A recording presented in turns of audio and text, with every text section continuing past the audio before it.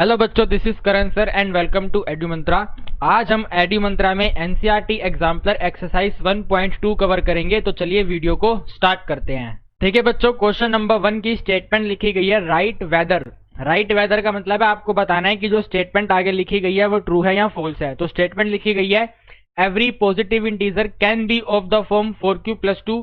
क्या सभी के सभी पॉजिटिव इंटीजर को आप 4q+2 में ही लिखते हैं? और अगर लिखते हैं तो जस्टिफाई करिए क्यों लिखते हैं, और अगर नहीं लिखते तो भी जस्टिफाई करिए क्यों नहीं लिखते। तो इस तरह के क्वेश्चन को बच्चों हम हमेशा करते हैं बाय ईडीएल। ईडीएल का मतलब है यूक्लिड डिवीजन लेमा। और ईडीएल के अंदर जो हम स्टेटमेंट बनाते हैं वो इस तरह से लिखी जाती है a is equal to bq+r। ये जो यहाँ पे छोटा सा b है इसकी वैल्यू हमें क्वेश्चन में मिलती है। तो देखो यहाँ पे q के साथ में 4 लिखा हुआ है, तो अभी इस क्वेश्चन के लिए b की वैल्यू 4 है, तो हम यहाँ पे लिख देते हैं b की वैल्यू 4। और अगर बच्चों b की वैल्यू 4 है तो r की वैल्यू भी यहीं से निकल के आती है। r जो है b से छोटा होता है और 0 तक जाता है। r जो है b से छोटा होता है और 0 तक जाता है। तो अगर r b से छोटा होता है तो r सबसे पहले बन जाएगा 3, 3 से और कम करो 2, 2 से एक और कम करो 1, 1 से एक और कम करो 0। तो ये है हमारे r की वैल्यू और b की वैल्यू। तो अब हम यहाँ पे लिखेंगे a is equal to b, put कर देंगे, बन जाएगा 4q+r। 4q+r के अंदर बच्चों r की 4 वैल्यू पुट करनी है। तो सबसे पहले यहाँ पे पुट करेंगे r इज इक्वल टू में 0, तो आपके पास आएगा 4q। फिर अगर आप इसके अंदर पुट करोगे r इक्वल टू 1, आंसर बनेगा 4q+1। और फिर अगर इसके अंदर पुट करेंगे r इक्वल टू 2 तो बन जाएगा 4q+2। और फिर लास्ट में अगर हम r को पुट करेंगे 3 तो आंसर बन जाएगा 4q+3। तो बच्चों हमने EDL को अप्लाई करके ये देखा कि अगर कोई भी पॉजिटिव इंटीजर हमें 4 की टर्म्स में लिखना है तो हम उसको सबसे पहले 4q में लिखेंगे। अगर 4q में नहीं लिख पा रहे तो 4q+1 में लिखेंगे। अगर 4q+1 में नहीं लिख पा रहे तो 4q+2 में लिखेंगे। और अगर इसमें भी नहीं लिख पा रहे तो 4q+3 लिखेंगे। यानी कि क्वेश्चन की जो स्टेटमेंट है उसके अंदर 4q, 4q+1, 4q+2, 4q+3 चारों वैल्यू होनी चाहिए थी। क्वेश्चन के अंदर सिर्फ एक वैल्यू दी गई है, तो हमारे क्वेश्चन का आंसर बन जाएगा नो। आंसर क्या बन जाएगा, यहाँ पे लिख देंगे इस तरह से नो। नो करने के बाद इसका रीजन लिखेंगे बाय ईडीएल। बाय ईडीएल फिर जो नीचे मैंने एक्सप्लेनेशन करी है पूरा का पूरा एज इट इज नोट कर देना। इस क्वेश्चन का फटाफट से स्क्रीनशॉट ले लो। क्वेश्चन हो गया खत्म। करेंगे अब क्वेश्चन नंबर 2। देखिए बच्चों, क्वेश्चन नंबर 2 के अंदर हमें एक स्टेटमेंट लिखी गई है the product of 2 consecutive positive integer is divisible by 2। हमें बताना है जो ये स्टेटमेंट लिखी हुई है ये ट्रू है या फिर फॉल्स है, और अगर ऐसा है तो क्यों है।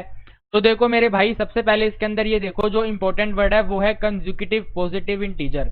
कंसेक्यूटिव पॉजिटिव इंटीजर का मतलब है अगर आप 1 लेते हो तो आपको ये कंडीशन दे दी गई है कि 1 के बाद 2 लेना पड़ेगा। अगर आप इसके अंदर 3 लेते हो तो ये कंडीशन दे दी गई है कि 3 के बाद आपको 4 लेना पड़ेगा। और अगर आप 10 लेते हो तो ये कंडीशन इसमें लिख के दी गई है कि 10 के बाद आपको 11 लेना पड़ेगा। तो जो मैंने आपके सामने ये पेयर बनाए हैं ये कंसेक्यूटिव पॉजिटिव इंटीजर के हैं। तो आप जब भी इंटीजर्स लोगे तो इस तरह के इंटीजर्स लोगे। अब क्वेश्चन कह रहा है कि अगर इंटीजर्स इस तरह के हैं और अगर आप इनका मल्टीप्लाई करो तो क्या वो हमेशा 2 से डिविजिबल होगा। तो आंसर आएगा यस, बिल्कुल होगा 2 से डिविजिबल, क्योंकि अगर मैं 1 को मल्टीप्लाई करूंगा 2 से तो ये भी 2 से डिवाइड होगा। अगर मैं 3 को 4 से मल्टीप्लाई करूंगा बनेगा 12, तो 12 भी 2 से डिवाइड होगा। और अगर मैं 10 को 11 से मल्टीप्लाई करूंगा बनेगा 110, और 110 भी 2 से डिविजिबल होगा। तो हमारे क्वेश्चन का आंसर बन जाएगा ट्रू। फिर जैसे बच्चों हमने क्वेश्चन नंबर 2 में करा सेम टू सेम हमें क्वेश्चन नंबर 3 में करना है। क्वेश्चन नंबर 3 के अंदर हमें टोटल 3 इंटीजर लेने हैं। यानी कि अगर सबसे पहला इंटीजर 1 लेते हैं तो सेकंड इंटीजर 2 लेना पड़ेगा और थर्ड इंटीजर 3 लेना पड़ेगा। बच्चा कह रहा है सर मैं फर्स्ट इंटीजर 4 लूंगा, तो 4 ले लो। अगर पहला इंटीजर 4 लेते हो तो दूसरा इंटीजर 5 लेना पड़ेगा और तीसरा इंटीजर 6 लेना पड़ेगा। उसके बाद हमें ये चेक करना है कि अगर हम इन 2 एग्जाम्पल में तीनों का मल्टीप्लीकेशन करें तो क्या ये 6 से डिविजिबल होगा।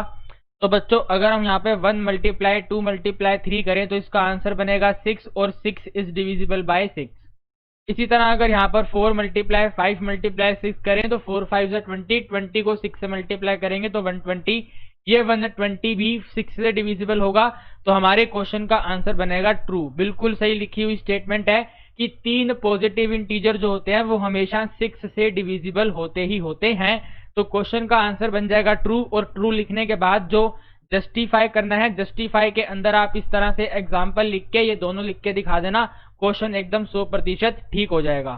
फिर बच्चों क्वेश्चन नंबर 4 के अंदर हमें स्टेटमेंट लिखी गई है, right whether the square of any positive integer can of the form 3m+2 where m is any natural number. यानी कि बच्चों क्वेश्चन नंबर 4 के अंदर भी हमें बताना है कि जो स्टेटमेंट है वो ट्रू है या फॉल्स है, और अगर ट्रू है तो क्यों है, फॉल्स है तो क्यों है।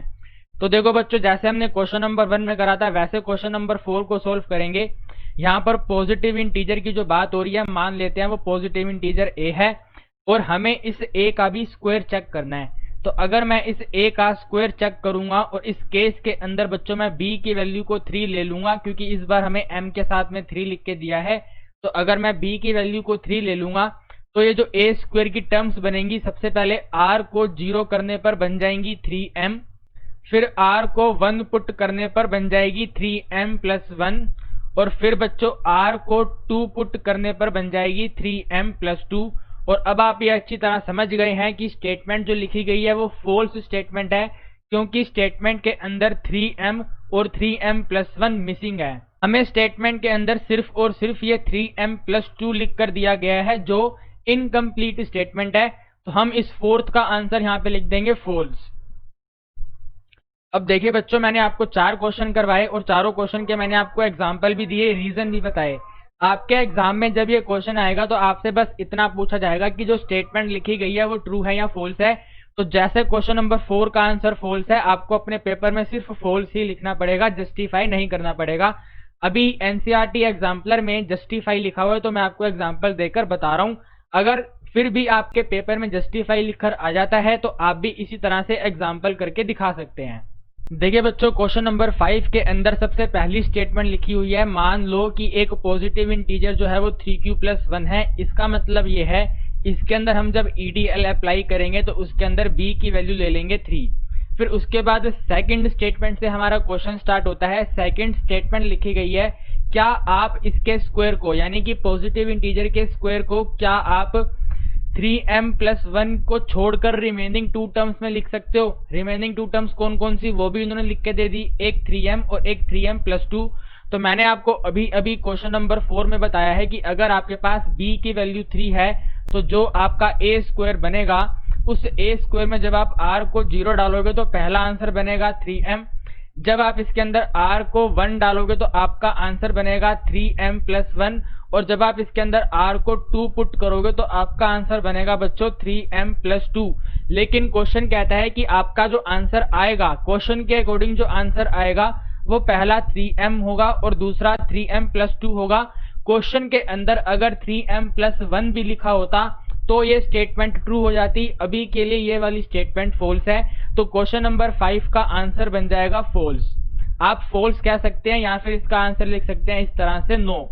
इसकी जस्टिफिकेशन करने की बिल्कुल भी जरूरत नहीं है। अगर जरूरत पड़ भी जाए तो आप लोग इसी तरह से लिख के आ जाना, बिल्कुल कोई भी नंबर आपका डिडक्ट नहीं होगा, क्योंकि क्वेश्चन आएगा 1 नंबर में और आएगा ट्रू और फॉल्स में। फिर देखिए बच्चों, क्वेश्चन नंबर 6 के अंदर एक स्टेटमेंट लिख के दी गई है कि अगर 525 और 3000 दो नंबर जो हैं वो सिर्फ और सिर्फ 3, 5, 15, 25, 75 से ही डिविजिबल हैं। आपको इसके अंदर ये चेक नहीं करना क्या ये नंबर इनके अलावा कोई दूसरे नंबर से डिविजिबल है या नहीं है। आपको सिर्फ और सिर्फ इन्हीं नंबर के ऊपर रहना है। तो आपको ये बताना है कि इनका HCF क्या होगा। HCF का मतलब होता है ऐसी सबसे बड़ी वैल्यू जो दोनों नंबर को डिवाइड कर दे। और वो बड़ी वैल्यू कौन सी लेनी है, वो सबसे बड़ी वैल्यू हमें इन गिवन नंबर में से लेनी है। तो बच्चों मुझे अब आप ये बता दो कि इन गिवन नंबर में सबसे बड़ी वैल्यू कौन सी है। आप कहेंगे सर सबसे बड़ी वैल्यू 75 है, सबसे बड़ी वैल्यू यहाँ पर ये 75 हमें दिख रही है। तो प्यारे बच्चों यही इस क्वेश्चन का आंसर हो जाएगा। बिना कुछ सोचे समझे हम यहाँ पे लिख देंगे कि इसका जो हाईएस्ट कॉमन फैक्टर यानी कि HCF जो है वो है 75। एकदम सरल क्वेश्चन, एकदम सिंपल क्वेश्चन। देन बच्चों क्वेश्चन नंबर 7 के अंदर हमें एक्सप्लेन करना है कि क्यों ये गिवन नंबर जो है कंपोजिट नंबर है।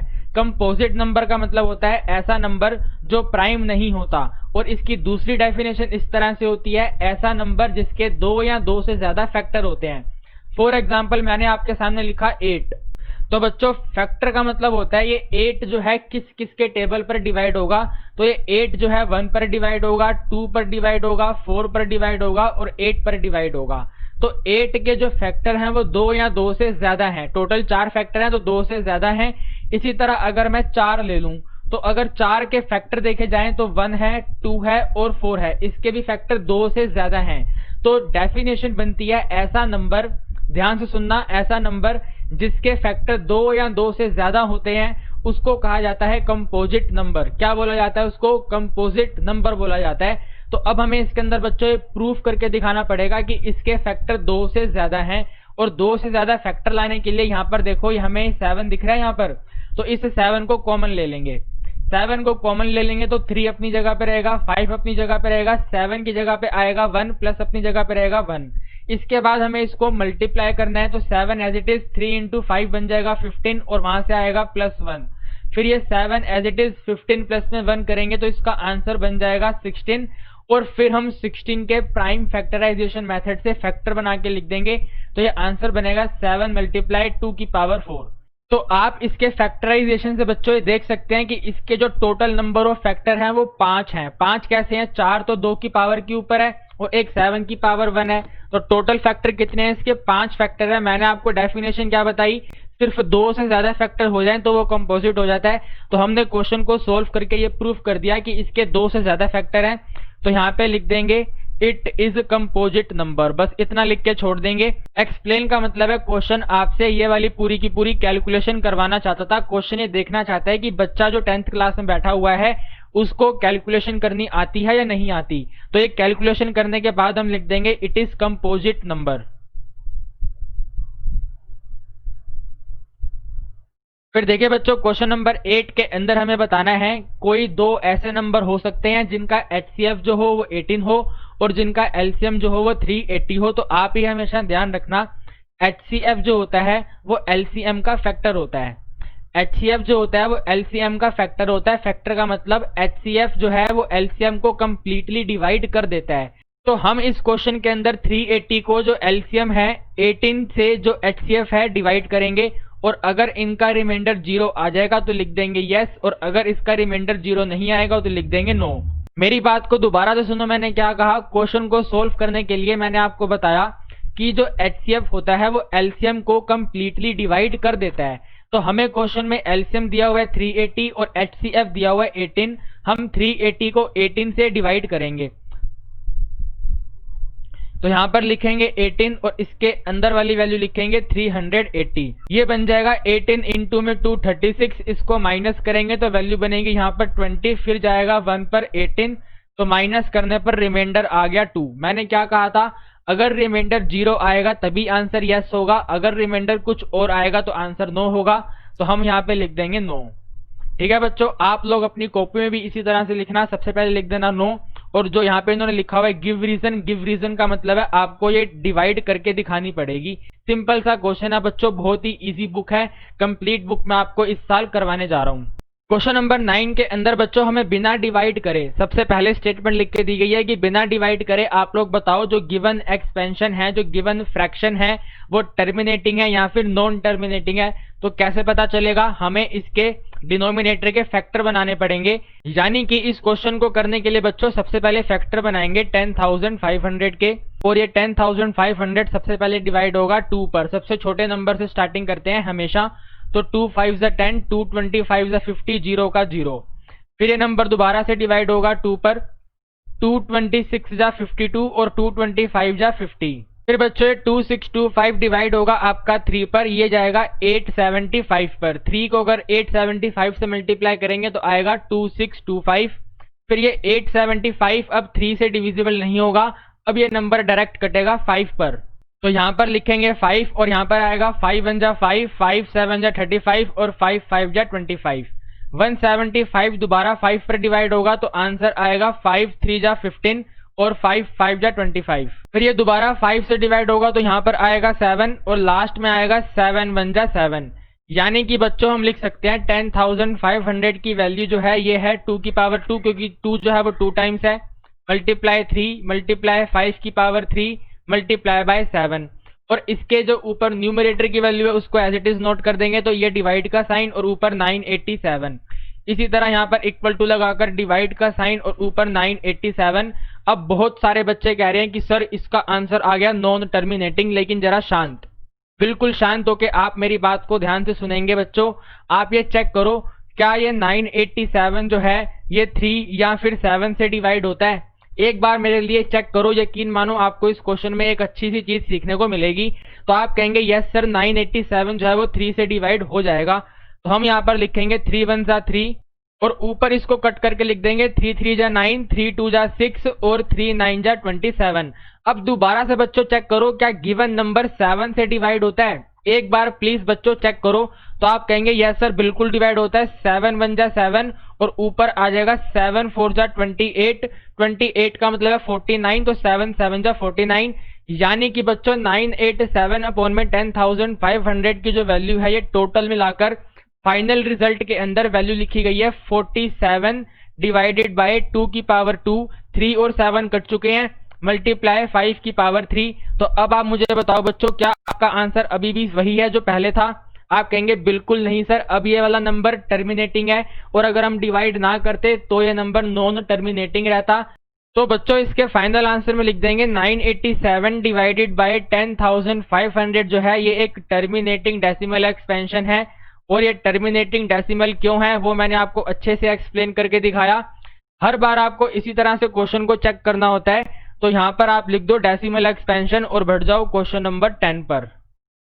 क्वेश्चन नंबर 10 के अंदर बच्चों हमें एक छोटा सा नंबर दिया हुआ है 327.7081। हमें बताना है कि अगर हम इसको P अपॉन Q यानी कि इसको रैशनल नंबर में कन्वर्ट करें तो इसमें जो Q यानी कि डिनोमिनेटर आएगा उसके फैक्टर के बारे में क्या कह सकते हैं। तो देखो बच्चों यहाँ पे लिखेंगे नंबर है 327.7081।